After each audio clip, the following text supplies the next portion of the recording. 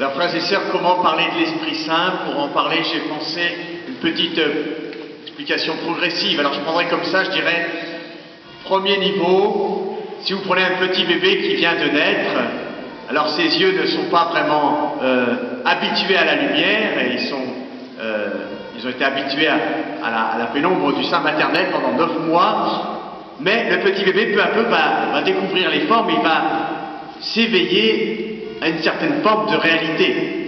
Et c'est très beau. Prenez ce petit bébé qui a grandi un petit peu, qui est devenu un petit enfant. Alors ce petit enfant, il a son intelligence qui se développe, et son intelligence va commencer à comprendre comment marche le monde, et c'est merveilleux.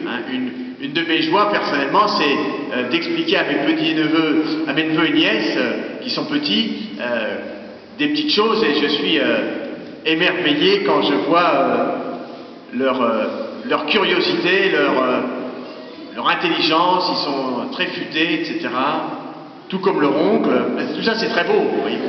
Et il s'ouvre à une autre dimension de l'existence.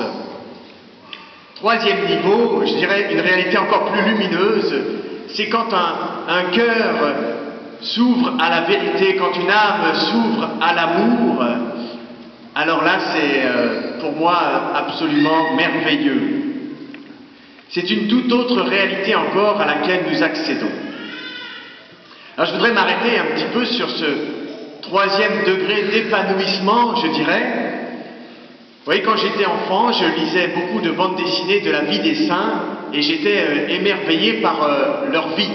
Alors aujourd'hui, je lis encore la vie des grands saints, pure bande dessinée. Mais je suis très impressionné par comment leur vie a été pétrie, a été transformée profondément par ce grand inconnu qu'on appelle l'Esprit Saint. Alors je retiens 2 points à ce moment de l'homélie, 2 points pour cette fête de la Pentecôte. Premièrement, c'est que nous sommes appelés à nous épanouir. Alors, comme un petit bébé qui s'ouvre, et c'est très beau, comme l'intelligence qui s'éveille, et c'est comme dit ma sœur, c'est magique, les enfants c'est magique, quoi. Soit comme un saint patron de notre Église, qui est conduit par l'Esprit Saint, transformé par l'Esprit Saint, et alors là vraiment, quand on en rencontre, c'est vraiment le visage de l'Éternel qui se dessine au milieu de nous. J'allais dire, c'est indicible de beauté. Voilà. Donc, premier point, cette progression dans notre éveil. Le deuxième point qui est important, c'est de dire que l'acteur du plus haut degré de notre épanouissement, c'est l'Esprit Saint. S'ouvrir à Dieu n'est pas le fruit de nos efforts et de notre perspicacité, mais c'est l'œuvre de Dieu dans notre cœur. Vous voyez la séquence de Pentecôte que nous venons de chanter, cette hymne qui est tellement belle et ancienne, et elle est même dans le lectionnaire. Cette séquence de Pentecôte, elle est une prière qui ne fait que demander, dans tous les domaines de notre être, que l'Esprit Saint vienne nous transformer, qu'il vienne saisir notre humanité, dans la dimension la plus humaine que nous avons, pour la conduire vers la sainteté, autrement dit, vers l'amour.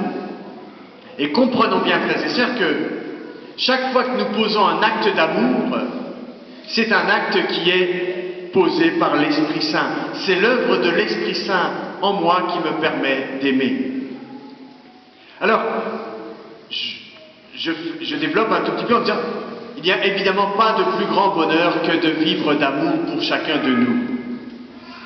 Vous voyez, quand je prends 2 exemples, quand j'arrive à pardonner, après des années de patience, après des humiliations, après beaucoup de bonne volonté, quand j'arrive à aimer même mon ennemi, celui qui me veut du mal, eh bien cet amour qui est en moi n'est pas de moi, il est surhumain, il est divin, c'est l'œuvre de l'Esprit Saint, et il me donne un bonheur que je ne peux pas construire moi-même, qui est aussi un don de l'Esprit Saint. Alors la première conclusion de cette petite homélie, c'est de dire que nous ne sommes pas faits pour vivre au ras des pâquerettes. Nous ne sommes pas faits pour vivre, comme dit saint Paul, à la dimension de la chair, dans notre égoïsme, dans notre orgueil, une vie très horizontale, une vie marquée par la platitude. Nous sommes tous appelés, nous qui sommes des pauvres petits vermisseaux, comme dit le prophète Ésaïe dans un passage, nous sommes tous appelés à être habités par l'Esprit Saint. Vous voyez le psaume, on a chanté le psaume « Seigneur mon Dieu, tu es si grand ». Alors je pose mon regard sur les 4 petits qui vont être baptisés. Vous voyez, ayez conscience, chers parents, que la vocation de votre enfant, c'est qu'il devienne des dieux. Nous tous qui sommes baptisés, nous sommes appelés à devenir des dieux. Le Seigneur va prendre leur humanité, toute simple, toute petite, toute chantante et toute joyeuse. Il va la saisir et avec l'Esprit Saint, il veut l'élever jusqu'à lui. C'est notre vocation. La révélation chrétienne est une bombe qui m'éblouit de lumière. Voilà ce que l'Esprit Saint veut nous partager en cette fête de Pentecôte. Je pourrais m'arrêter là, mais je suis bavard et je ne peux m'empêcher d'ajouter un petit commentaire à cette homélie déjà brillante. Veuillez m'excuser. Certains diront qu'elle est déjà un peu longue, mais j'ajoute un petit paragraphe. Naturellement, nous n'osons pas croire à la grandeur de notre vocation.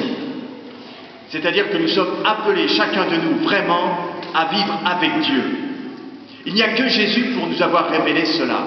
Il n'y a que notre foi chrétienne pour nous révéler cette vérité. Naturellement, nous voyons que nous sommes de pauvres petits êtres de chair, qu'évoque encore saint Paul, mais nous n'osons pas trop espérer mieux que de vivre au moins mal sur notre terre.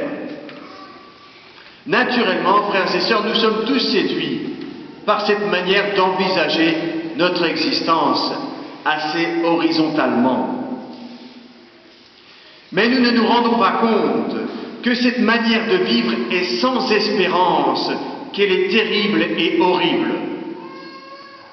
Et sans l'Esprit Saint, nous ne pouvons pas nous défendre contre cette pensée qui est, je le dis, proprement démoniaque, qui nous séduit tous plus ou moins. C'est pour cela que l'Esprit Saint est appelé le défenseur. C'est lui seul dans notre cœur qui peut ouvrir notre horizon trop horizontal pour nous épanouir jusqu'à Dieu. Et c'est bien, frères et sœurs, la seule vocation qui nous aille. Alors redisons tous dans notre cœur, oui Esprit Saint, viens habiter en moi, viens Esprit de vérité, viens me donner cette espérance que je suis appelé à vivre avec Dieu. Amen.